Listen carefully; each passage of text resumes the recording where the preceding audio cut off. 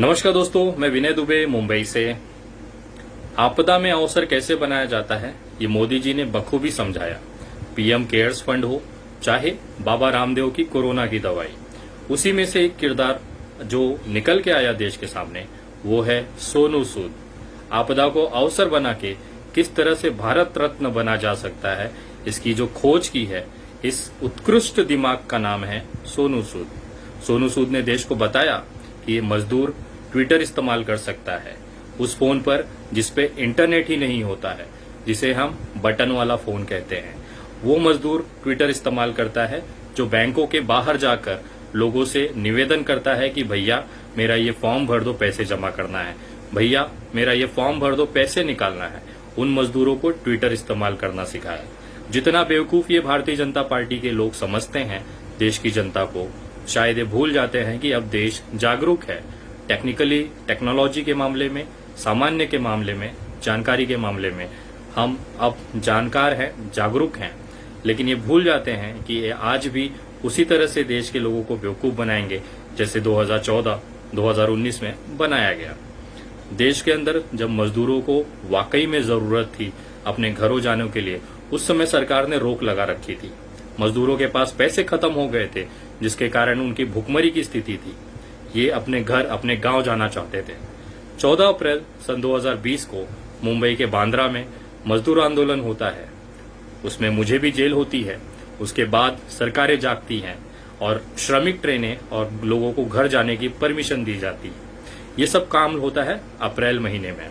इसको देखते हुए इस आपदा में कैसे इसको अवसर बना लिया जाए, ये सोनू सूद जी ने बखूबी दिमाग लगाया। 10 मई सन 2020 को पहली बस उन्होंने कर्नाटका के गुलबर्गा में भेजा। 10 बसें मजदूरों को लेके गई। उसके बाद सोनू सूद जी ने बाकायदा मीडिया में अपने प्रभाव का पैसे के दम पर पूरा इस्तेमाल करते हुए प्रभावित किया लोगों को कि मैं मजदूरों का मदद कर रहा हूं। और उसके बाद अचानक से एक नंबर रिलीज किया जाता है, टोल फ्री नंबर, कि अगर कोई मजदूर जाना चाहता है तो इस पे संपर्क कर सकता है। ये वाकया था 10 मई सन 2020 का। आपको मैं बताना चाहूंगा, मैंने पिछली पोल खोल में भी मैंने बताया था कि मजदूरों ने जो ट्विटर आईडीज बनाई थी वो अप्रैल महीने की थी और लगभग एक जैसी दिखने वाली सैकड़ों ट्विटर आईडीज उनके ट्वीट पे अभी भी पड़ी हुई हैं, शायद डिलीट भी हो गई होंगी। मैंने ये बताया था। सोनू सूद जी की मुहिम शुरू होती है 10 मई को और मजदूरों को सपना आता है अप्रैल में। उनको एक अदृश्य शक्ति बता के जाती है कि 10 मई से सोनू सूद जी हम मसीहा बनेंगे, हम मजदूरों को गांव छोड़ेंगे, हमें अभी से ट्विटर आईडी बना के रखनी है।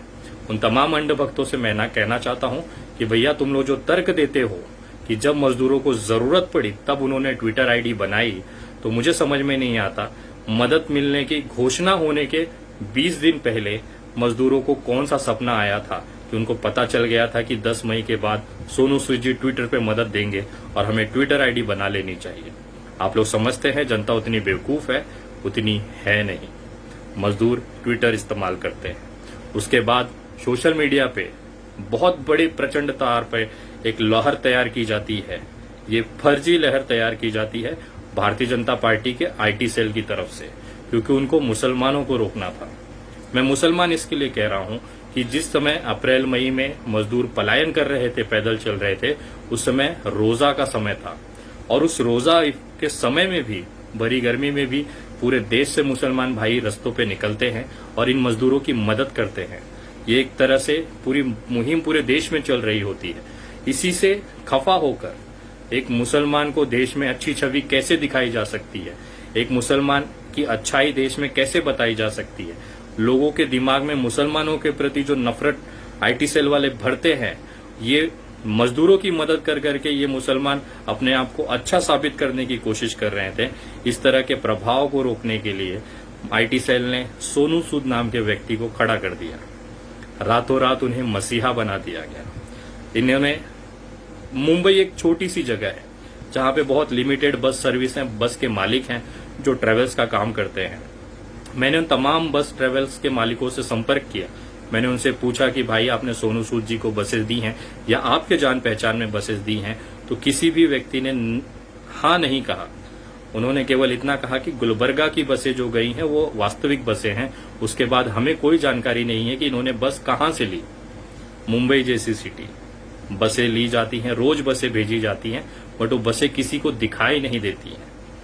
ये बार बार दिखाते रह गए कि हम बसों से भेज रहे हैं, ट्रेनों से भेज रहे हैं। जब ये ट्रेनें शुरू की गई तो महाराष्ट्र से श्रमिक ट्रेनें चालू की गई, सैकड़ों की संख्या में श्रमिक ट्रेनें यहां से गई। महाराष्ट्र गवर्नमेंट ने घोषणा की है कि इस ट्रेनों में से कोई भी व्यक्ति से पैसा नहीं लिया जाएगा और निःशुल्क तौर पे मजदूरों को अपने अपने गांव भेजा गया है। तमाम राज्यों ने घोषणा कर दी, उत्तर प्रदेश ने की, बिहार ने की, झारखंड ने की, कि हमारे अधिकतर मजदूर हमारे घरों पे वापस आ चुके हैं। अब उसके बाद खेल शुरू होता है सोनू सूद जी के एक नए कांड का। मैं आज आपको जो बताने जा रहा हूं, इनका नया कांड। जुलाई 3, 2020 है आज 3 जुलाई 2020 को लगभग सारे मजदूर महाराष्ट्र से अपने अपने राज्यों में जा चुके हैं, अपने घर पहुंच चुके हैं। वहां क्वारंटाइन खत्म करके वो अपने खेत खलिहानों में लग चुके हैं, खेतीबाड़ी में लग चुके हैं। अभी भी पिछले एक हफ्ता पहले सोनू सूद जी ने एक मुहिम चलाई है कि महाराष्ट्र मुंबई में फंसे मजदूर लोगों को घर भेजने के लिए आर्थिक मदद दी जाए। कुछ क्राउड फंडिंग वेबसाइट के माध्यम से पैसे की मांग की गई है कि भैया आप इन मजदूरों को घर भेजने में मदद करें, हम लोग को आप हेल्प करो, आप डोनेशन दो, आप चंदा दो, ताकि हम इन मजदूरों को यहां से उनके राज्यों में भेज सकें। मैं आपको एक छोटा सा वीडियो दिखाता हूं, ये देखें। ये खेल की अगली डिटेल में आपको वीडियो के बाद देता हूं। नमस्कार दोस्तों, सबसे पहले तो मैं बहुत शुक्रगुजार हूं हर उस व्यक्ति का जिसने हमारे इस अभियान में आगे बढ़कर हमारा साथ दिया। लेकिन लिस्ट बहुत लंबी है, हजारों लोग, लाखों लोग अभी भी अटके हुए हैं। आज भी मैं जैसे आपसे बात कर रहा हूँ, लगातार फोन बज ही रहे हैं लोगों के। फिर मैंने एक हेल्पलाइन नंबर शुरू किया क्योंकि इतनी मेल्स और इतने फोन और इतने मैसेजेस आ रहे थे ट्विटर पर कि उन्हें संभाला नहीं जा रहा था। और जैसे हमने हेल्पलाइन नंबर किया तो आप विश्वास करें कि कुछ ही घंटे में ऑलमोस्ट 60 से 70 हजार रिक्वेस्ट आ गए उनको ट्रैवल करने की।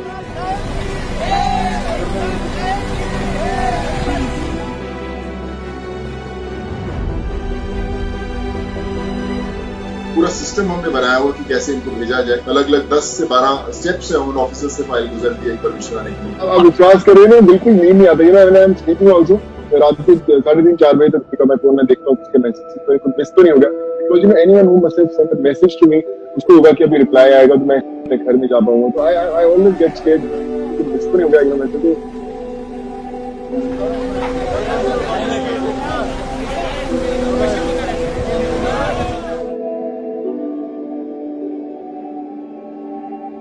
देखिए, almost it cost 1,80,000 to 2 lakh to a place in UP, or sometimes a little more depending on which district the person go. And because of social distancing, उसमें कम लोग बिठा सकते हैं। हर बस वाले बंदे को बोलो कि पानी का, खाने का सब रखवा लेना अपने आप। मिलाप के इस प्लेटफॉर्म पर लिंक और पूरी डिटेल्स हैं। हम आपके बहुत आभारी रहेंगे अगर हम मिलकर हर प्रवासी भाई बहन को उनके घर तक छोड़कर आए। धन्यवाद। जय हिंद।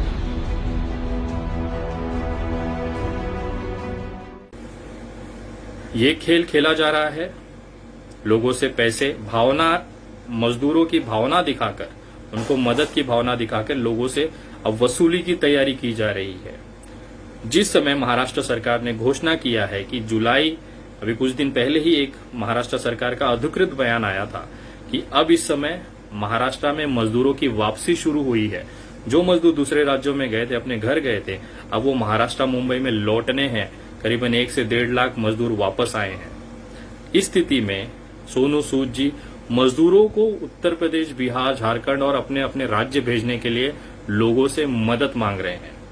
ये इसके लिए मांग रहे हैं क्योंकि इन्होंने जो पैसे खर्चे किए थे अपनी प्रमोशन करने में, सोशल मीडिया पे अपने को मसीहा साबित करने में, न्यूज चैनलों पे अपनी खबरें चलाने के लिए, सोशल मीडिया पे जो लोगों को बिठा के रखा है उनको पैसे दिए गए थे कि इनका प्रचार प्रसार किया जाए, गरीबों का मसीहा बताया जाए। वो जो पैसे खर्चे हुए हैं उसकी अब वसूली इस चंदा के नाम पे की जा रही है। सबसे शॉकिंग मेरे लिए, आश्चर्यचकित ये करके गया कि मिलाप एक ऐप, जिस तरह से वीडियो में आप देखा कि मिलाप में उन्होंने कैसे लोगों से रिक्वेस्ट किया है कि आप मदद करें। उस मिलाप में अपने निवेदन पे एक व्यक्ति आता है, बिना नाम दिखाए 10 लाख रुपया डोनेशन करके चला जाता है।